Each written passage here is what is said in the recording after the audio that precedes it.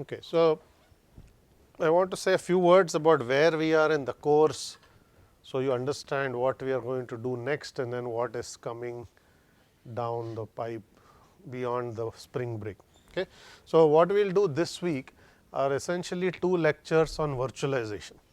Okay. So, today I will talk about broader concepts on virtualization, and then next time we will talk about a specific type, which is OS level virtualization, which is how Docker and LXC and all of these things that you may have looked at actually work. Okay. Now, what we have covered so far are essentially process management, CPU scheduling and memory management, both from a general OS perspective and the perspective of Minix. Virtualization is actually a process management concept. Typically in an OS, advanced OS class, this should have come earlier, but I held off on doing that because I wanted to cover more Minix stuff before we get to this, because it was related to the lab. Okay. But we have now covered enough ground that I can now go back to virtualization and finish some of the material I had wanted to cover. Okay. And then what we will have on next week. So, this week will be all virtualization. Next week Tuesday there is no class, okay, because it is exam day. So, just come for the exam in the evening, there is no lecture in the afternoon. Okay. And the Thursday class is going to be the second lecture on Linux. Okay, remember I said there will be 3 to 4 lectures on Linux. We did the process management lecture of Linux already. We will now look at more memory management stuff, because we now covered that from a Minix perspective. Okay. So, that is Thursday, then the spring break, and after we resume we have 2 big topics to cover. One is on IO and device drivers, the other one is on file system, and then towards the end we will talk about some networking and things of that sort as well. Okay. So, once we do that, we kind of covered all the components of an OS. So, that is the bigger picture. So, today we will talk about virtualization. Yeah, I will give you a definition of what virtualization is. I will talk at a high level different types of virtualization. Then we will start looking at, today we are going to look at what is called hardware virtualization, and on Thursday we are going to look at OS virtualization, which are the 2 types that are most popular, okay, that are the ones that are used often. Okay. Some of this is material that is actually covered in 677 as well. I took my 677 slides and I modified them for this class, because here we have some interest in covering virtualization as well. Okay. So, let us start with the background and definition. Okay. Virtualization is not a new concept. Okay. It originated in the 1970s. Nevertheless, it has become popular in the last 15 years or so, and now it is used in a variety of environments. You all use it for your labs, okay, that code development is also one of the use cases for virtualization, and so is cloud computing and many other things, as we will see. Okay. So, what is the definition of virtualization? So, we will start with something that looks very simple. Okay. So, virtualization is defined as the ability to take one interface of some system and use that interface to emulate a second interface. Okay. So, you are providing an abstraction, that abstraction is an interface, and you are going to provide that abstraction using a different abstraction. So, in some sense you might use the native interface provided by some system and write a layer that emulates a second interface using that that is our definition. And in the picture you will see that to your left you will see that there is essentially a machine A which has some interface A. You can think of that as the OS interface or some other interface. Okay. And there are programs running on top of it. And on the right you will see another picture, and that is where the virtualization comes in. So, here you now have a second machine B, okay, which has a different interface B. Okay. So, here the virtualization layer is essentially taking interface B and emulating interface A. Okay. In doing so, it allows programs that were designed to run on machine with interface A to now run on a different machine with interface B. Okay. So, that is a very high level general definition. We are going to get much deeper, but that definition is enough for us to understand why this technology was developed to begin with. Okay. Back in the 70s, IBM and many other mainframe manufacturers used to sell these expensive machines called mainframes. Okay. They cost millions of dollars to buy. They are basically big machines that took the size of an entire room and so on. Okay. So, that was an expensive investment for customers to make. Okay. Now, suppose there is some customer of a mainframe says my machine is old, it is 10 years old, it is time to buy a new machine. Okay. So, you would go to IBM, which was the big vendor at that time, saying I would like to buy a new mainframe computer. Okay. And they could say, yes, we have now the latest and the greatest, it is much faster than your old hardware, it runs much faster, everything is better. Okay. And then if they told you, by the way, none of your programs are going to work because we changed the processor, we changed the OS. So, everything has changed since you bought your machine, because technology was evolving very quickly. Okay, architectures changed and the OS has changed and whatnot. So, if you tell the customer nothing that you have on your old machine is going to run because everything has changed, but you will get a better machine. Okay. That is not a good way to sell machines. Okay. But if you told them instead, say I can sell you this nice machine, okay, everything is faster, it has a better processor, OS, and you can tell them everything has changed, but all your programs will continue to run, because we are going to give you additional software that essentially make that machine look like older machines. So, all your legacy applications will run as is, and you can now write new applications that take advantage of the new features of the machine. That is a much better way to sell your machine, because writing code is actually expensive, it requires people time.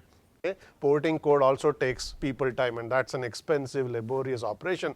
So, you do not want to tell your customer rewrite your code if you buy my machine, that does not work. Okay. So, that is the whole reason they developed this concept.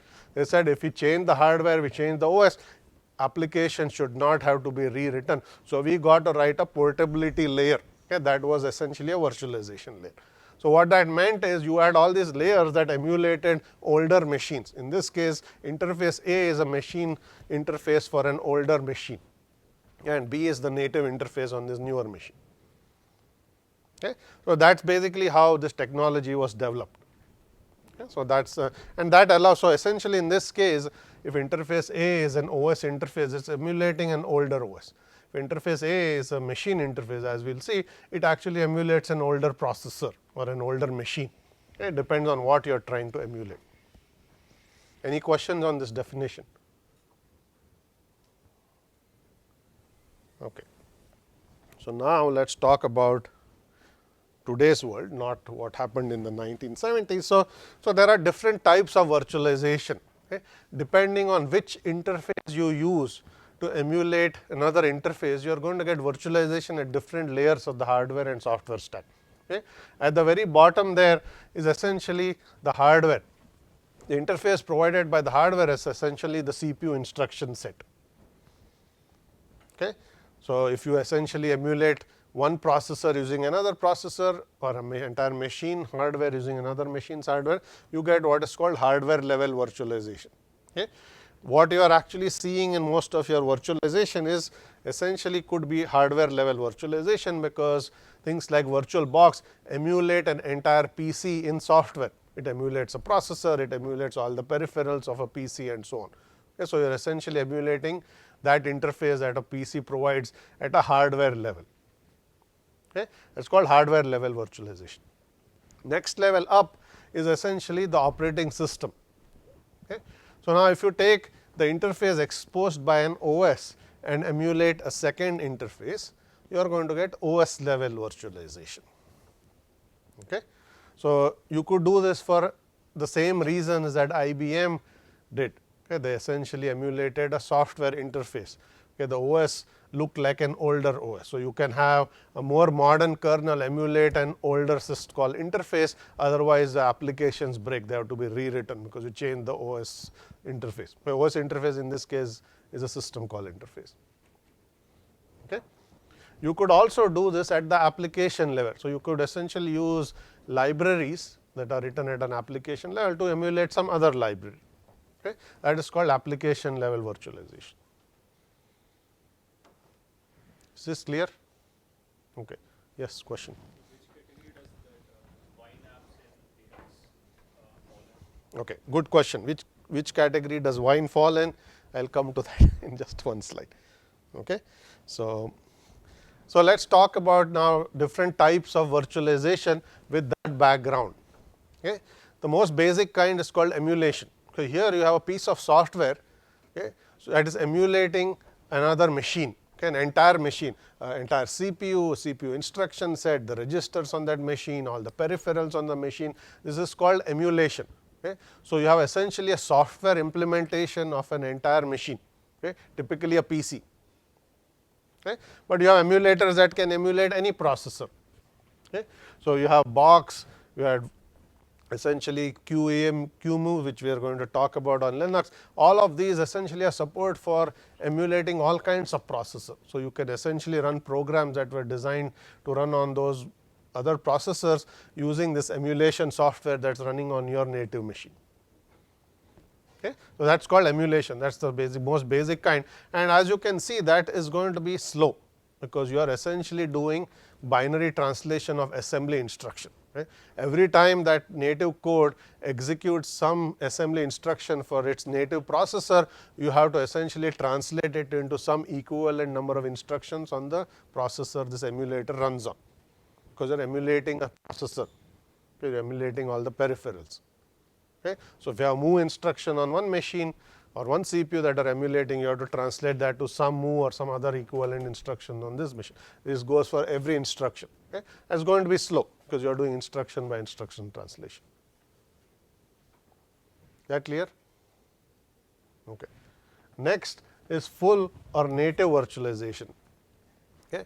So, in this case, essentially you are going to emulate the same interface using the native interface. Okay. So, what does that mean? So, if I go back to the previous picture, not this one, the one here, the interface A that you are emulating is same as interface B. Okay, the emulated interface is exactly the same as the underlying interface. That is called hardware virtualization or native virtualization. Okay, so, you might ask, why would you actually want to emulate the same interface? Why couldn't you just run the program natively? So, for example, you are emulating x86 using x86 processor. Yes. Okay, you can have isolation, but give me an example of where you would use it. Well, let's say you want to run your operating system on top of your current hardware. It knows that hardware can run on that hardware, but this way it doesn't actually have to access your hardware. It can't access your own operating system. Okay. So, you can run one OS on another. Okay. Yes. In case of Linux operating system, obviously as the hardware is running properly, the native and the interface, the fault of the interface also in certain situations to be good. Right. So, you can use it for code development. Okay. You are essentially using this for your lab. Okay. You are using VirtualBox. What does VirtualBox do? Okay. It emulates an x86 PC. Right. That is what your Linux is running on. What is VirtualBox running on? It is running on your laptop or your desktop. What is that? That is also an x86 PC. So, essentially emulating a x86 PC in software using a native PC that is of the same category. Okay. So, that essentially means that the interface that VirtualBox is providing to whatever is running inside it is exactly the same as your PC is providing to whatever OS is running on it. So, those two interfaces are the same. There are many reasons to do this code development. You can now run Linux on, or you are running Minix on your native machine. Okay, Minix on Windows or Minix on Mac or Minix on Linux. So, you can run one OS on top of the other without having to reboot. The only other way you could have done this is make your machine dual boot. Okay, which is different from running it in a virtual machine. Okay. So, you have essentially VirtualBox, Parallel, VMware Workstation, IBM VM family that all do this full native virtualization. We are going to see how to do this in quite some detail today. Okay, but let us complete the list first. Okay. There is another type of virtualization called paravirtualization. So, in this case, you essentially are going to simulate, not simulate the hardware, but you are essentially going to change the native OS, not the native, the guest OS that is going to run inside the virtual machine to make calls. Okay. If you do that, you essentially have a paravirtualized system. Okay.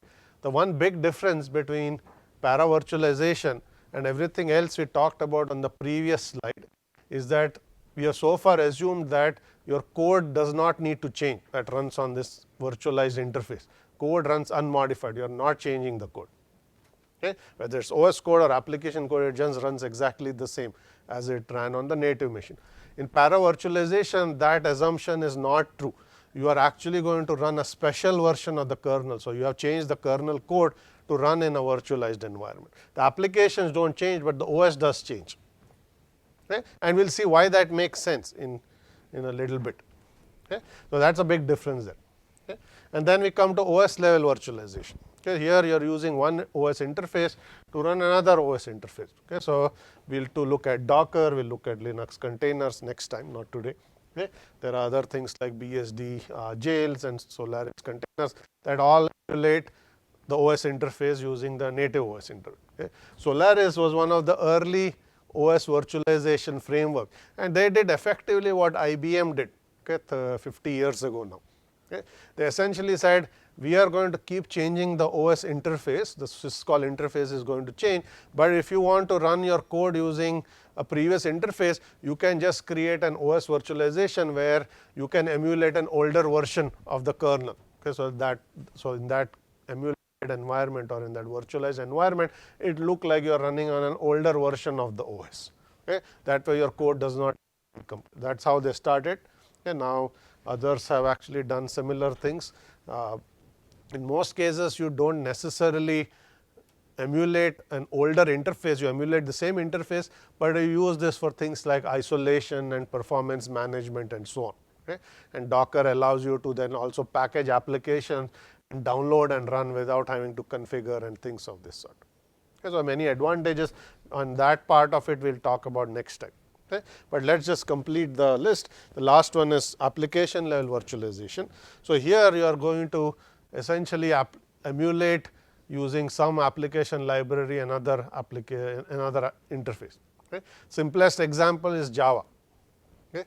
JVM or a Java virtual machine is an abstract machine. Okay? That's essentially being emulated using C libraries. JVM is written typically in C or C++ or some language. Okay? So you are essentially emulating one interface using another interface. But there are many other examples. Okay? Somebody asked about wine.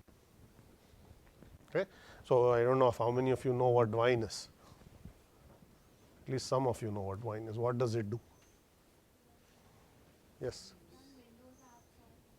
Okay, it runs Windows apps on another machine.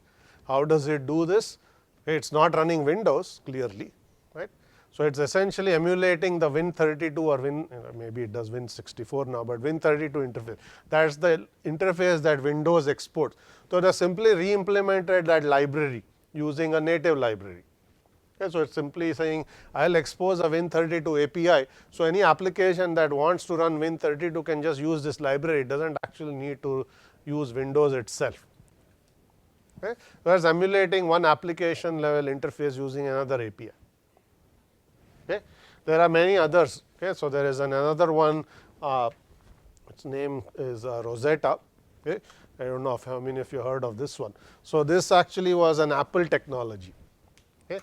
About 10, I don't know if it's 10, but some number of years ago, Apple switched from its hardware configurations from using PowerPC processors to Intel processors. Okay. Today's Macs run on x86, okay, Intel processor. But at one point they ran PowerPC, which was a different kind of processor altogether. Okay?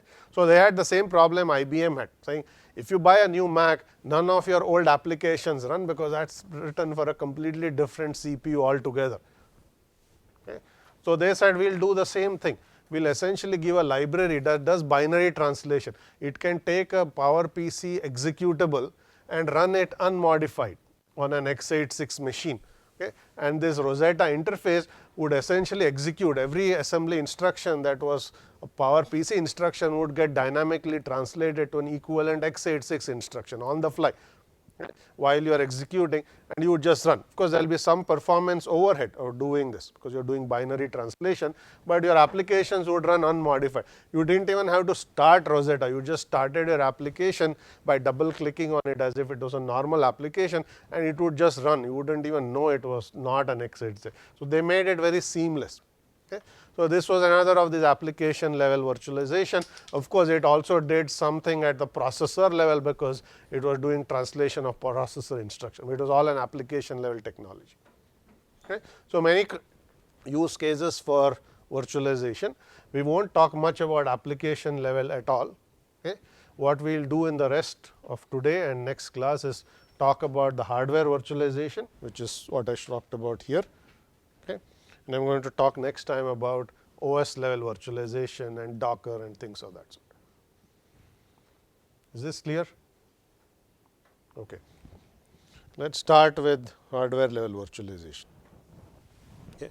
So, the one term that you need to know when you talk about virtualization is this term called hypervisor. Okay. Hypervisor is the name for the virtualization layer. The software that does virtualization is called the hypervisor. Okay. So, this picture shows us two types of hardware virtualization, and they have some odd names. They are called type 1 and 2. They are numbered. Okay. They do not have any other meaning, but let us just go with that. Okay. So, the first picture here is called a type 1 hypervisor. Okay. So, in this case, when you start your machine, the OS is not the thing that boots up, it is the hypervisor that starts up. Okay. So, the hypervisor takes the role of an OS kernel in the type 1 hypervisor. Okay. So, when you power up, there is no OS that is booting up. Your OS is the hypervisor is essentially functioning as the OS. So, it is going to start up, and then once you start up your type 1 hypervisor, you can start multiple one or more virtual machines, and in that example you see two virtual machines, one called Windows and one called Linux. Okay. So, each virtual machine is a full emulation of the underlying hardware. Remember, this is native virtualization. So, you are doing x86 on x86 or something equivalent. So, each of those virtual machine presents the abstraction of a full fledged x86 Intel machine, and then you can boot an OS on it, and then you can run applications on that OS. Okay. In this case, you have actually two OSs that are running side by side. You can have as many as you want. Okay. They do not have to be the same either. Okay. So, you can have Linux coexisting with Windows, or whatever runs on an x86 can be put inside a virtual machine.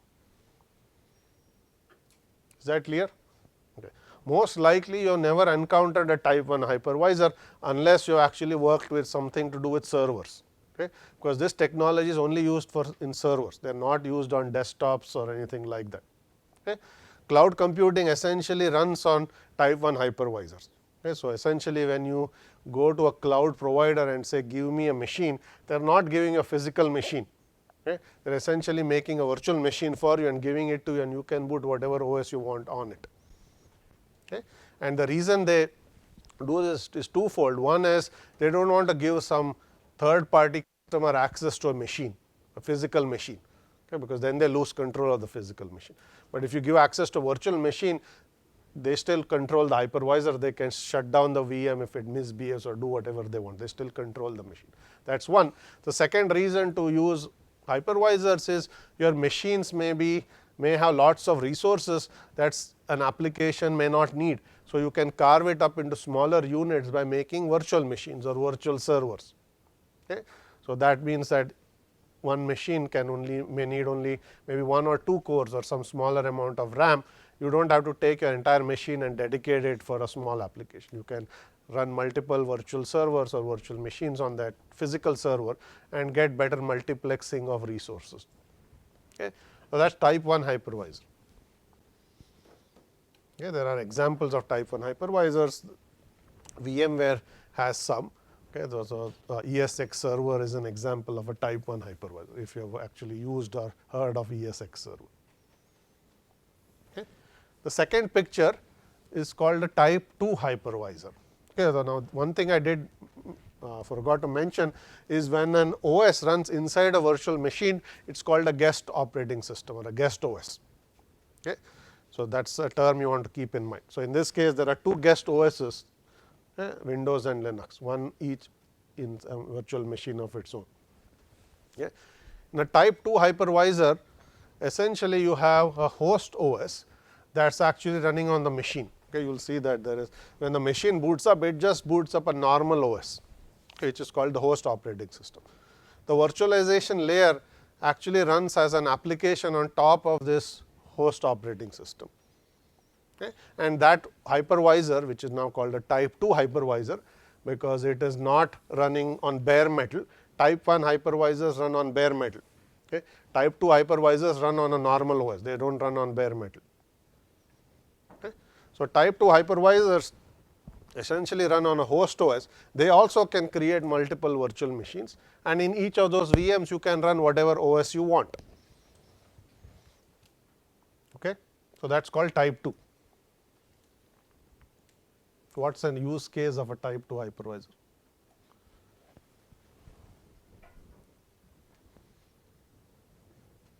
Sorry?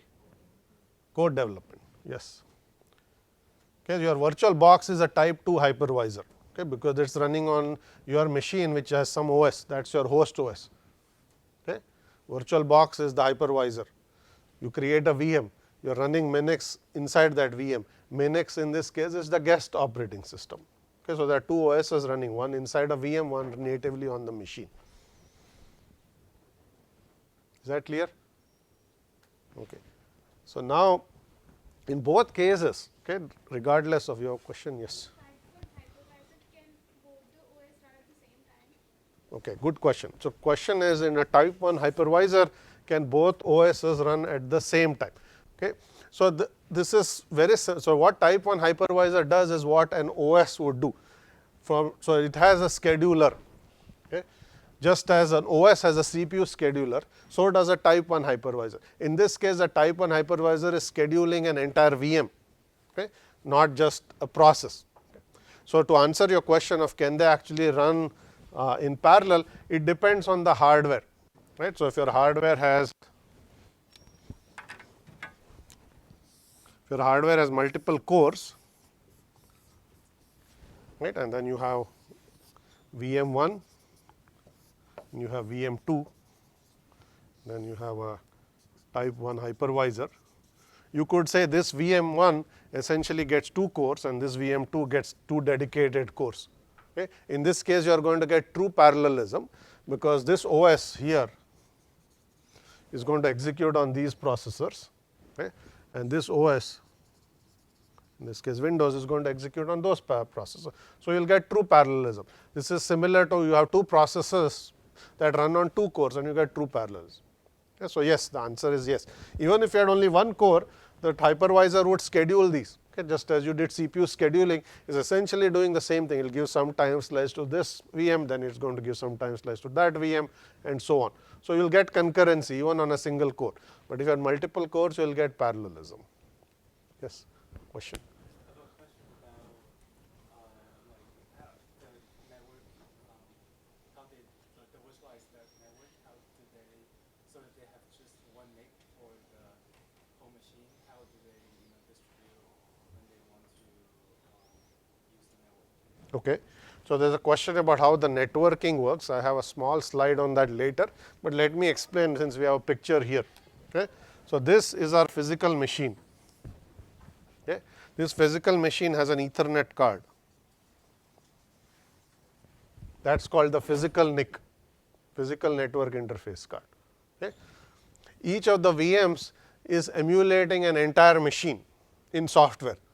You are emulating a processor, you are emulating this, you are also going to emulate a software NIC.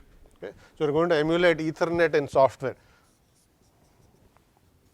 Okay. So, to the OS running here, it actually sees that network interface card as its actual network. The OS does not know, by the way, it is running inside a virtual machine, it just thinks it is running on a normal machine, because it does not actually know it is running in a VM. So, it expects a NIC, it sees a NIC, except that this is just a software simulation of a NIC, it is not a real network interface card. Okay. Now, when you send a packet on this, if you want to send some data on this network interface card, you have to actually send it out, you can't just simulate sending it out, right. So, what is going to happen is the hypervisor is going to take these 2 network interface cards and is going to map them onto the physical card. Okay. So, you are going to multiplex a network multiple logical NICs onto one physical NIC. Okay. And you can also specify things like if this is a gigabit card, you can say this NIC gets half the bandwidth and that NIC gets half the bandwidth. This is where things like lottery schedulers actually get used. Okay. So you can give them weights, you can give them lottery tickets, say this gets half, that gets half, this gets a third, that gets 2/3. You can do whatever you want, and then the maximum bandwidth you are going to get is whatever you set. Okay. So the basic idea is you are going to take your logical NICs and multiplex them onto a physical NIC. Yes, question.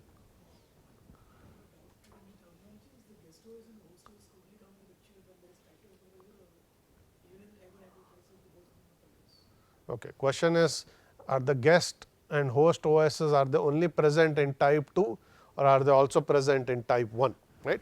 So you will see that there is no guest OS on type 1 hypervisor. Okay. As I said, when you boot your machine, is the hypervisor that boots up. There is no other OS that boots up. In this case, when you boot your machine, Windows or Mac is going to OS is going to boot, and then you are going to run VirtualBox as an application in there. In this case, there is no such thing. What boots is actually the virtualization software. So it functions like an OS, okay? But it's not a general purpose OS. It's a special purpose OS that's only designed to run virtual machines. So you can't run your Chrome or what browser on top of that, right? The only thing you can run is a virtual machine. So think of a type 1 hypervisor as a very special kernel that boots up when your machine boots up, that's only designed to run virtual machines. Okay, so in other words, there is no guest OS. Hypervisor is the OS in this case. Okay, we don't call it a guest OS, we call it hypervisor. Okay, but in a normal scenario where you run this in a desktop, you are actually have two OSs, okay, the guest and the host running, and you can have more than one guest, of course. Is this clear? Any questions here? Okay. So now we'll talk about how type 1 virtualization works. Then we'll talk about how type 2 virtualization works. And for now, I'm only going to show you how the processor emulation is going to work. Okay. So first thing you have to remember is something I mentioned maybe in lecture 2, which is that every processor that you have has at least two modes of operation, a user mode and a kernel mode, and this is specified using a bit. Okay. That in user mode, certain instructions are disallowed. Okay. Those are essentially what are privileged operation. We only trust the kernel to perform those operations. So those operations are only allowed in kernel mode. Okay. So when the bit is set to kernel mode, it's assumed that the kernel is actually executing and everything is allowed. When the bit is turned off, we assume that a user process is executing and some things are not allowed. Some assembly instructions are not allowed. Okay. This is something we mentioned some time ago. Okay. That is a concept that we need to keep in mind. We will assume that the CPU essentially supports a kernel mode and a user mode. In Intel world, these are called protection rings. Okay. User mode is essentially ring 3 and kernel mode is ring 0. There are intermediate privilege levels which for now we are going to ignore. We will just assume that you have user mode and your kernel mode. Okay. So we are going to now define two things. One is something called sensitive instructions. These are the instructions that we trust the kernel to execute. Okay. So those are all the instructions that run in kernel mode alone. So every instruction that only runs in kernel mode is going to be referred to as a sensitive instruction. So halt is a sensitive instruction. IO is a sensitive instruction. Changing page tables or memory mapping, sensitive. Okay. So all these are all sensitive, only run in kernel mode. Okay. We also have another term here which we are going to define, which are called privilege instructions. And privilege instructions are those that cause a trap. Okay. Divide by 0, that's a trap. Access some out of range memory, segmentation fault, also a trap. Anything that causes a trap is called a privilege instruction. Okay. Now there's a result here which says type 1 virtualization is only possible on those processors where the sensitive instructions are also privileged instruction, which means if you execute a sensitive instruction in user space, it should cause a trap, saying that's an error. Okay. If your processor actually supports that property, only then can you implement type 1 virtualization, otherwise you cannot. Okay. So you say, what does this even mean? Why do I need sensitive instructions to cause traps in user space and so on? So let's go a little bit deeper and try to understand what virtualization is trying to do. Okay. So I'm going to draw a simple picture here. Okay. So, this picture will draw. Okay. Okay.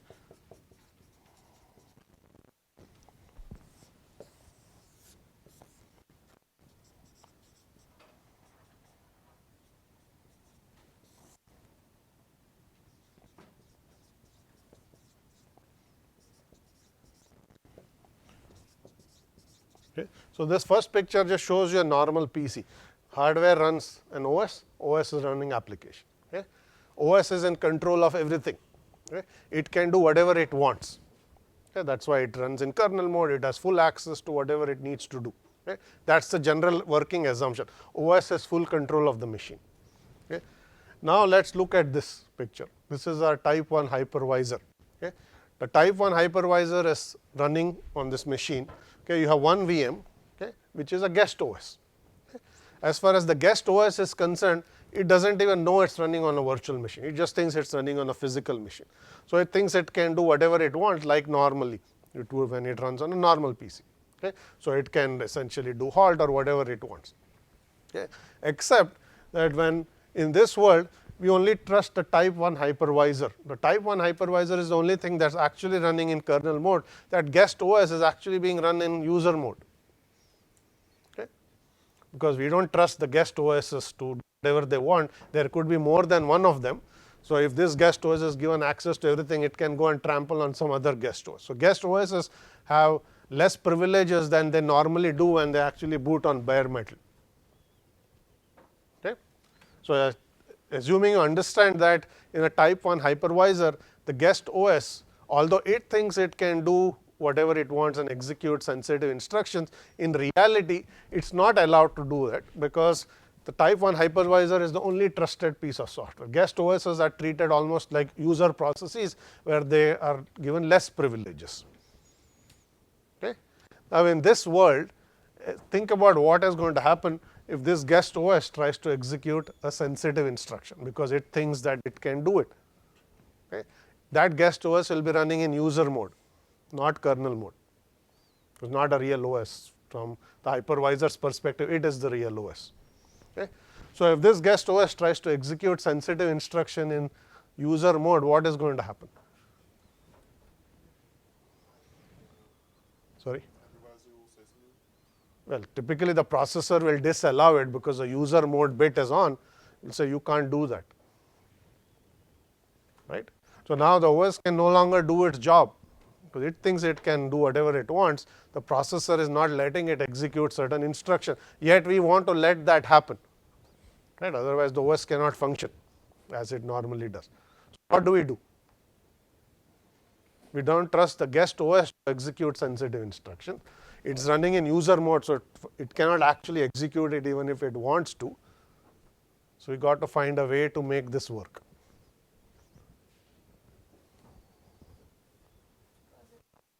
Cause a trap. Yes. Simulate the same calls. Like Don't simulate the calls, but who is going to simulate the calls, and how will the? host OS. There is no host OS here. I mean the hypervisor itself. Okay. So, only thing we trust is the hypervisor. So, if the guest OS wants to do something sensitive, the only way to make this work is ask the hypervisor to do it for you. This is exactly what happens in a system call. We do not trust the process to do something. So, we make a system call, it causes a trap, the OS does the work for you. Okay. You want the same thing to happen. Okay. You want to essentially make the guest OS do something, but have the hypervisor do it for you. Except that we can't change the guest OS code, we are running it unmodified. It is still executing its sensitive instructions as if nothing has changed. Okay. So, you want to do this transparently. Okay. The way we are going to do it is by enforcing this property. We are going to say all the sensitive instructions, if they execute in user mode, they should cause a trap. So, in this case, if they cause a trap, that is going to go to the hypervisor. The hypervisor will say the OS wants to execute some instruction. Let me do it for the OS. Okay. It will execute just as you execute system calls. Same thing is going to happen here. Okay. But you do it transparently. The OS never actually asked the hypervisor to do anything for it. Okay. It just executed a instruction, caused a trap, went to the hypervisor, hypervisor did it for it. Okay. So, this is a very important property the hardware needs to enforce. If this property is not true on a particular processor, you can't implement this, because all of that sensitive instructions will start getting ignored. Okay. In fact, Intel x86 did not have this property. Okay. It would simply ignore all sensitive instructions in user mode. If you called halt in user mode, it would just ignore it. It would look like a no op instruction. Okay. Until recently, this was true. Right. So, it wouldn't terminate the program, you just ignore. Thinks that's a sensitive instruction, you can't do it, so I'm just going to ignore it. Right. So, you just ignore it. So, you couldn't have the guest OS cause a trap, because the OS would the processor would just ignore it. So, until new versions of x86 processors came out, you couldn't natively implement type 1 hypervisors on Intel hardware. Okay. So, what happened subsequently is Intel actually added specific hardware support to support virtualization. In Intel world, that's called VT. Okay. So, if you actually go and muck around with the BIOS on your processor, you will see that it has something called VT support. VT stands for virtualization. Okay. AMD has something called SVM, which does the same thing. So, what these two technologies do is essentially they allow you to decide whether you want sensitive instructions to cause a trap.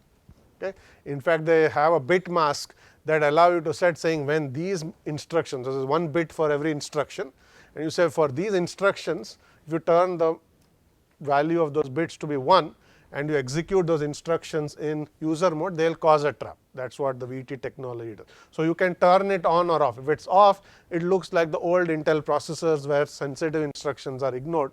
If you turn it on for all the sensitive instructions, then it will cause a trap, and then you can actually implement type 1 hypervisors. Is that clear?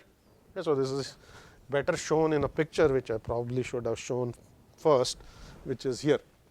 Okay. So, you have a process, the process makes some call, okay, that basically invokes the guest OS. Just give me a second. So, the guest OS is going to do something. If it executes a sensitive instruction, it's going to cause a trap. The trap will cause the hypervisor to run, and the hypervisor will actually execute that instruction. Then you go back to the guest OS, and the guest OS just thinks it actually did something, when as the hypervisor did it for you. Yes.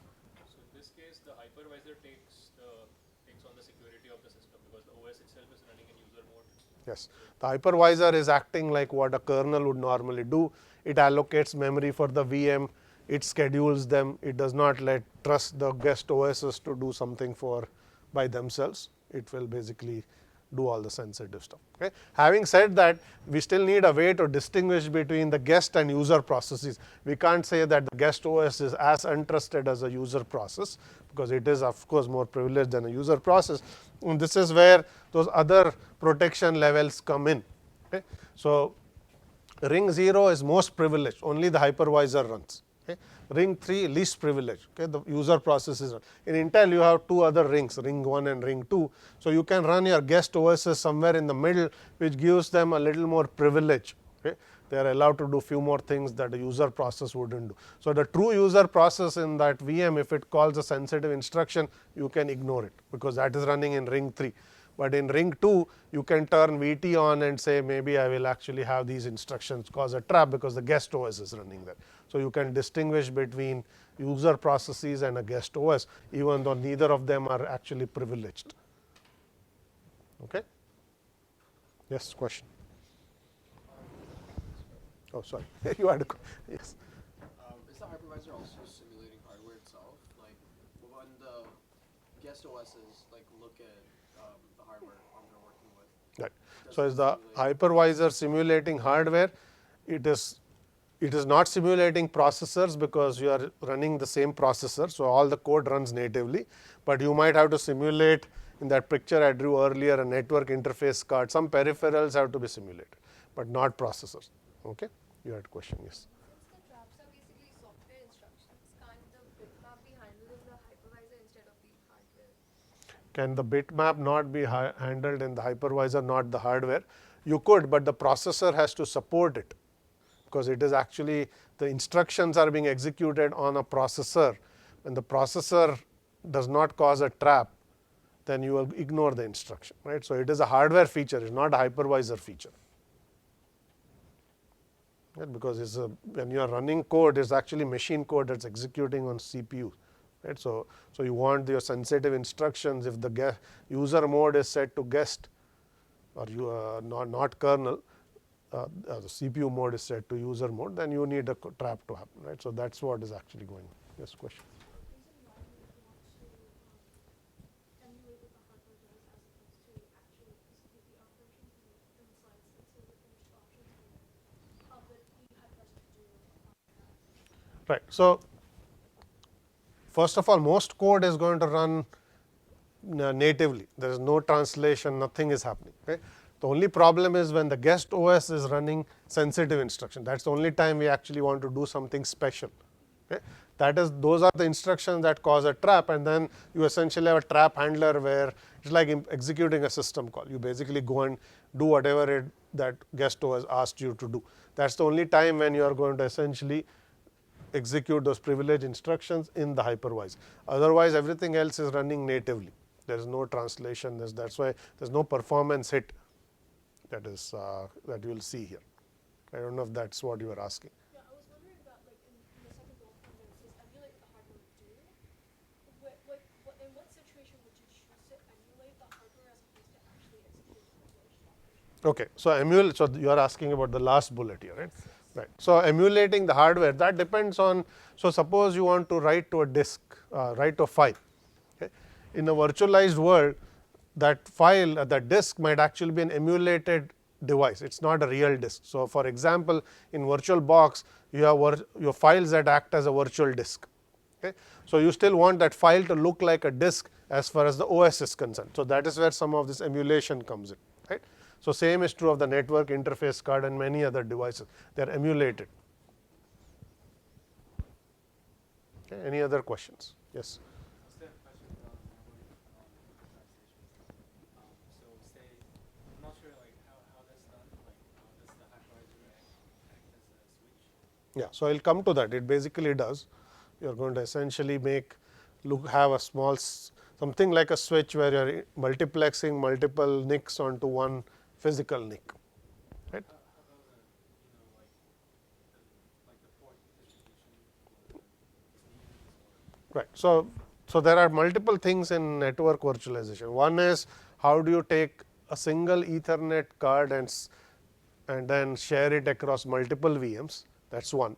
The second is all the things that go with IP addressing and so on. That's somewhat independent. Each Ethernet interface has to be given an IP address as well. That's how networking works, right? So that can be handled in many different ways. So you can essentially have a NAT inside your machine that gives it 192 addresses that are not real addresses, and then they're multiplexed on the physical address. Exactly how your home router gives you IP addresses that are private IP addresses.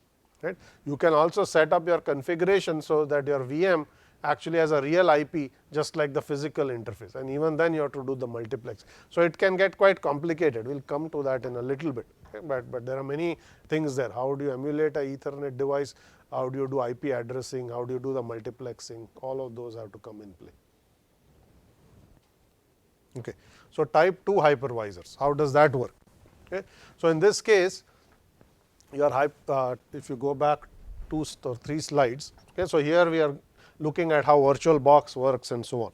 Right? So here you have a host operating system that actually is the OS. So there's a real OS running. Okay? Then there's a hypervisor running, which we call a type 2 hypervisor. The guest OS runs inside the hypervisor. Okay? So we have the same problem as before. The guest OS does not know it's running in a virtual machine. It thinks it's running in a physical machine. So it is going to execute sensitive instructions. Okay? In this case, our previous idea no longer works because the type 2 hypervisor is simply an application. It's not even behaving like a OS as it did in first case. Okay? So it just is typical, and like any other, it could be running besides a mail application in a browser and so on. Okay?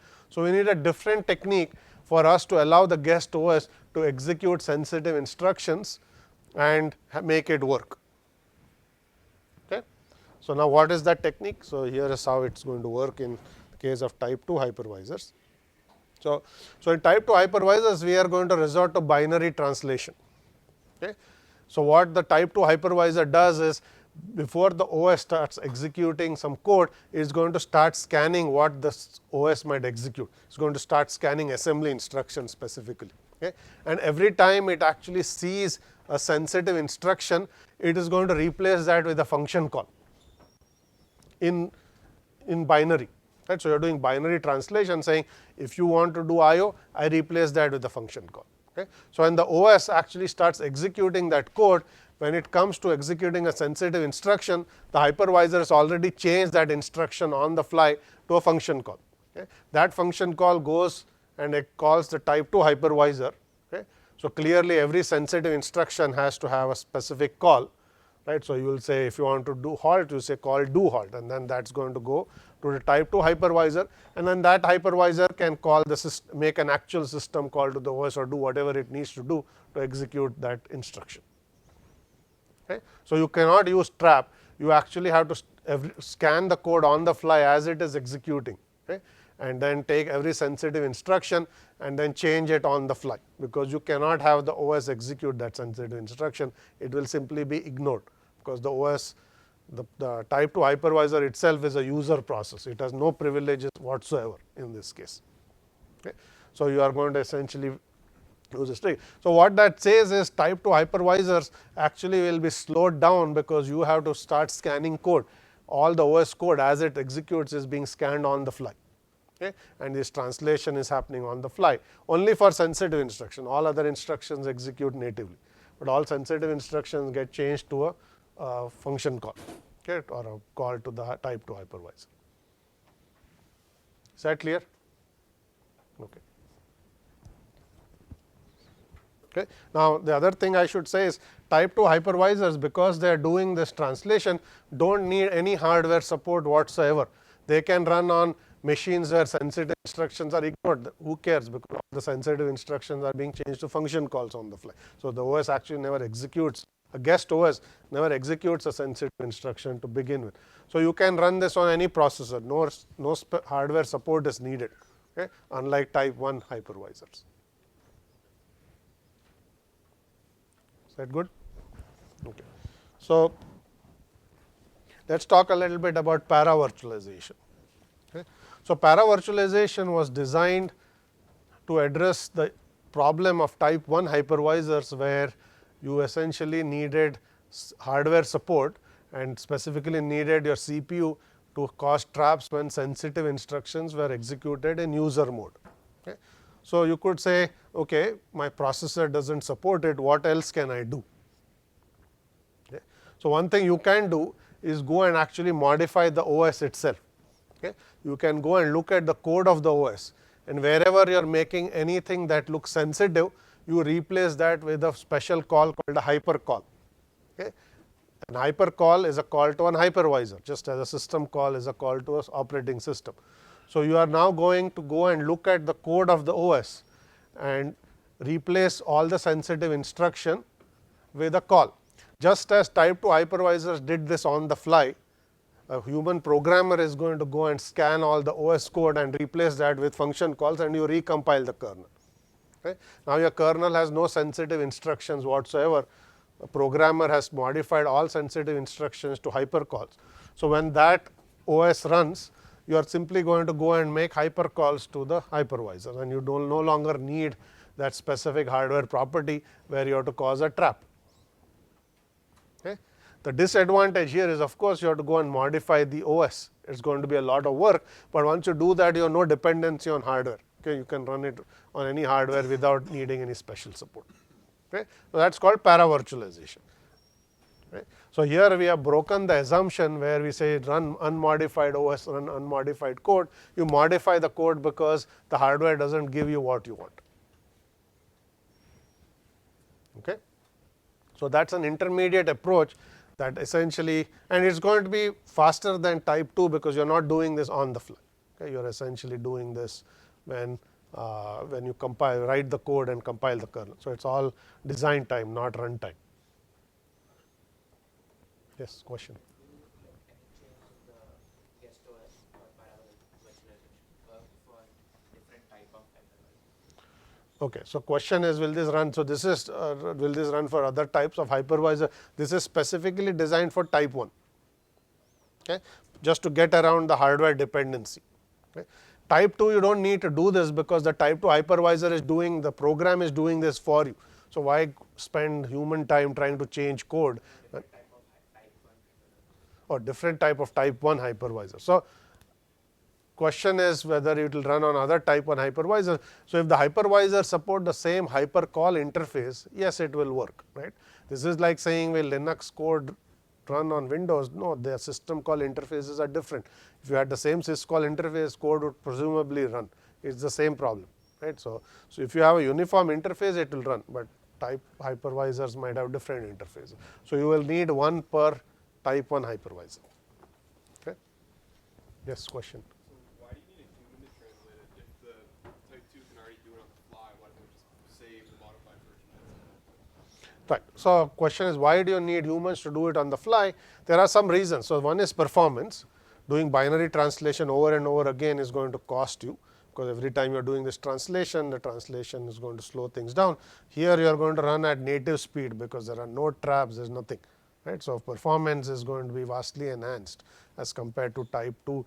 You are saying, why couldn't the type 1 hypervisor have not done it? That's your question, right? No, why can't we just do binary translation once and then save our translation? Because it won't, the kernel like code isn't changing in that case, right? Right. So that is what Paravirtualization does, but by changing source code, not doing it at a binary level.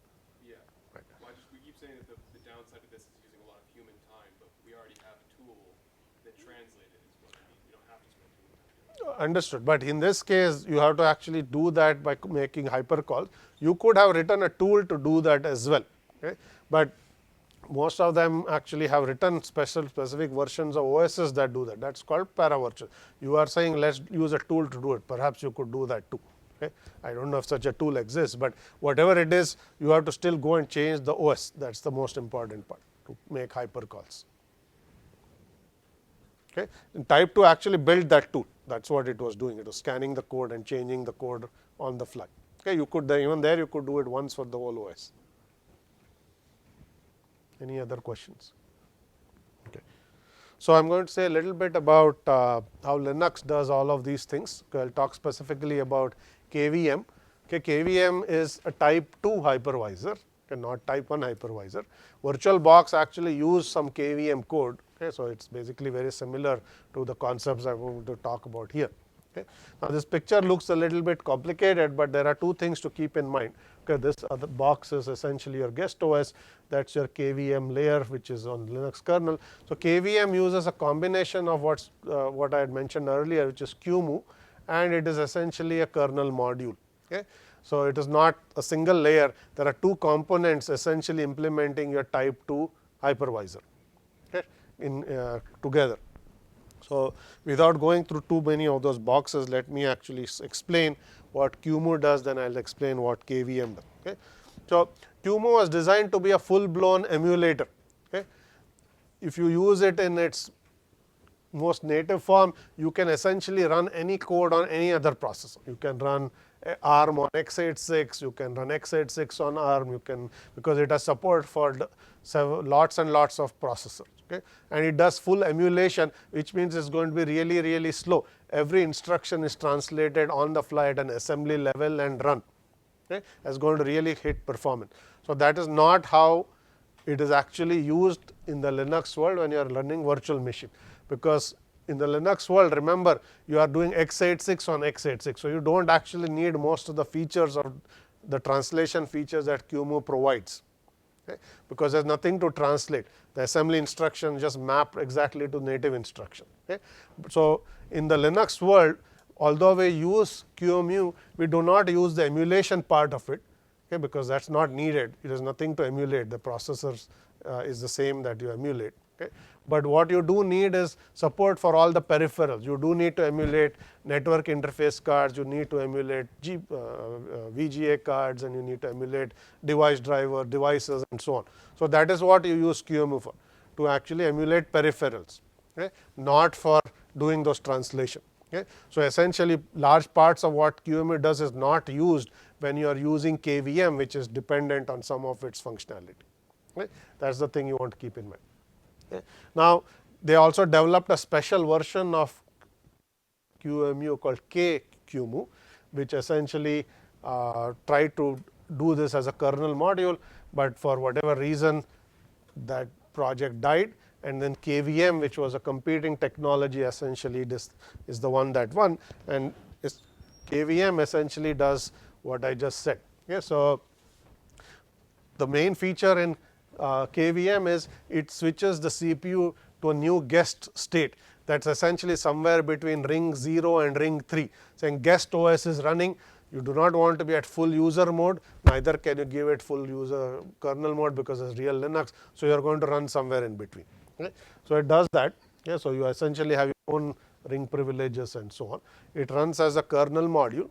Okay, so it's the QEMU actually KVM runs as a kernel module. It emulates some hardware. As I said, it's using QEMU's emulation features to emulate disks and network interfaces and so on. Okay, and then essentially it is going to do whatever we did earlier. It's going to scan for those instructions, and it's going to, whenever it finds a sensitive instruction, it's going to call KVM. And then KVM will execute that as a function call. Exactly what I said for type 2 hypervisor. We are going to scan the code and then replace all sensitive instructions with function call. Essentially, that's what is going to happen here as well. Okay. Now, you can have threading, and you can have threads that are mapped to cores. All those are advanced features that allow you to get better performance and so on, which we can ignore here. Okay. The main things you want to keep in mind, it's a type 2 hypervisor. Okay.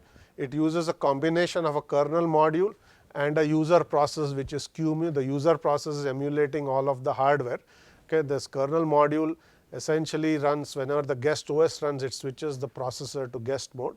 Whenever it scans all the instructions, and then when you want to call a sensitive instruction, it makes a call to QEMU, which is going to then emulate that function call. Okay, that's basically how it is going to divide things up. A little bit clunkier than what VirtualBox looks like and so on, but essentially does the same thing but partitioned into two modules, a kernel module and a user process. Okay. But at the end of the day, it's a type 2 hypervisor. So everything we said about type 2 hypervisor still holds in this case. Okay, yes, question. So this will come handy when you have to run Linux on Windows machine? So this will, the question is, where will this come handy? This will come handy if you want to do the opposite. Oh yeah, Windows on Linux, yes. If you have a Linux machine, you want to run some other OS, you will use either VirtualBox, which is essentially using QEMU and KVM at some level, or you will use native KVM, which is going to be it's essentially a fork of QEMU. Right? So that's a native tool. You can also run VirtualBox, that also runs on Linux, but this is what comes with Linux. You don't have to install anything. Okay. So it's going to give you the same VM features as you see in VirtualBox, but on Linux platforms. Any other questions? Okay. So I'm going to quickly talk about memory and network, and then we'll end it there. So all of this discussion only told you how processor is emulated, right? So I talked about sensitive instructions, I talked about all kinds of things, binary translation, paravirtualization. That is virtualizing only one resource on your machine. This is hardware virtualization. We have to emulate all aspects of hardware, but we focus all our time on only one thing, which was the processor. Okay. It's the most important part for us, but there are other things you got to emulate.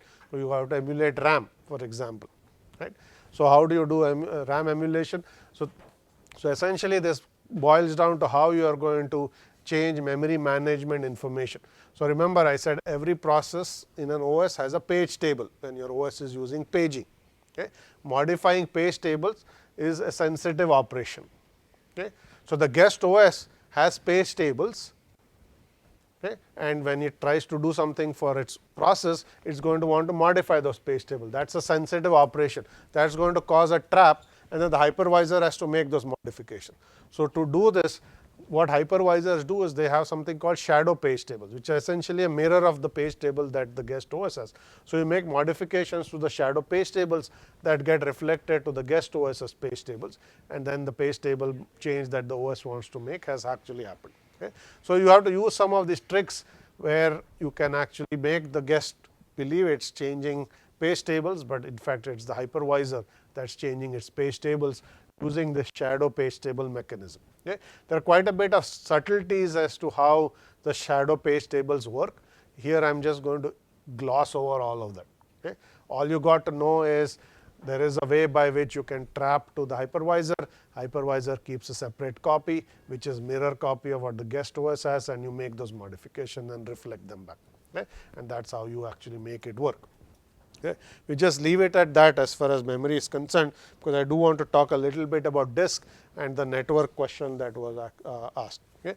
So, as far as disk emulation is concerned, okay, hypervisors have to emulate a disk, okay, because the VM the OS that's running inside a VM thinks that it owns the disk as well, that it can write whatever it wants to the files and then it can modify things in the disk and so on. But the disk is actually under the control of the type 1 hypervisor typically. Okay. So, the way you emulate disks is you can create files on the native file system, okay, and that entire file is made to look like a disk inside the VM. Okay. So, here is how it is going to look. So, this is your type 1 hypervisor, that is the guest OS, that is the application. The type 1 hypervisor is actually going to have a real disk. Okay. This guest OS cannot control that real disk because it is not privileged. Okay. Only the hypervisor controls it, but this disk is going to have a file system. Okay. So, what you can do is you can make a large file here, okay, and then you can emulate this file as a logical disk to the guest OS. Okay. When the guest OS tries to read or write to that virtual disk, the hypervisor reads or writes to that location in that file. Okay. So, you can make that file 10 gigabytes, let us say. Okay. Then that looks like a 10 gigabyte disk to the guest OS. So, when the guest OS tries to write to a specific location on the disk, the hypervisor will write to the specific location in the file. So, you are using essentially a file and making it look like a disk inside this OS. Okay. So, as far as this OS is concerned, this file appears as a virtual disk. Right. It appears as a disk, but it is really a virtual disk. Okay. As you know, your virtual box uses the same technique. Okay. Your image essentially looks like a disk to virtual box, and that is really a file on your native file system. But when you are in Minix, it just looks like a disk, even though it is reading or writing from a file. Okay. So, you are using files to emulate disks. Okay, so, that is essentially what you are going to do. Of course, you have to do emulation, so this looks like a disk even though underneath it is a file, because the OS cannot know it is a file. Okay, OS thinks it is a disk. So, you have to emulate a peripheral and then map all the IO to an actual file. Okay. So, that is virtualizing disks, and then there was a question about virtualizing network interfaces. So, the same thing happens, which is you have a physical NIC, okay, that is your Ethernet card. Your guest OS sees a logical NIC, which is a software implementation or a software emulation of an Ethernet card. It looks like an Ethernet card, but it is completely emulated in software. Okay. So, essentially each of these is going to get its own IP address. So, this one is going to get an IP address, okay, and your logical NIC has to be assigned. Every Ethernet card needs an IP address to function. So, you got to give it an IP address. Okay. Now, typically you can't use the same IP address because they have to be distinct. You can't use the same IP address multiple times. So, you can essentially use a private IP which can be reused. A 192 address can be reused because that is not a real IP address, and the OS and network software knows that this is not a publicly routable address. So, you can give it essentially a private IP address, and then this looks like a functioning NIC, and then when you read or write to it, the hypervisor knows that all of those packets have to be forwarded to the physical NIC. Similarly, when packets arrive here, you need to know which VM it is for, okay, because there could be more than one. Right. So, when a packet arrives, it has to be demultiplexed, saying that this packet goes to this VM versus that VM. So, all of that kind of stuff has to happen. Okay. So, essentially this is doing multiplexing and demultiplexing exactly how a switch would work. Okay, except that you are multiplexing interfaces, not ports. Okay. So, we ran out of time, so I am going to leave it at that, but see if there are any questions before I wrap up. Next time we are going to talk about OS virtualization and Docker and things like that. So, yes. So essentially in the networking sense, like hypervisor will act as a NAT. This is essentially going to act as a NAT device to all its VMs. Okay. You can also have something called bridged mode. If you go and look at your VirtualBox configuration, you have something called a bridged mode where you can give this a real IP address and this will look like a real machine. Okay. But that is only used in special cases. Mostly it will look like a NAT device to its VM. Okay, yes. Okay, so we'll stop here and continue next time.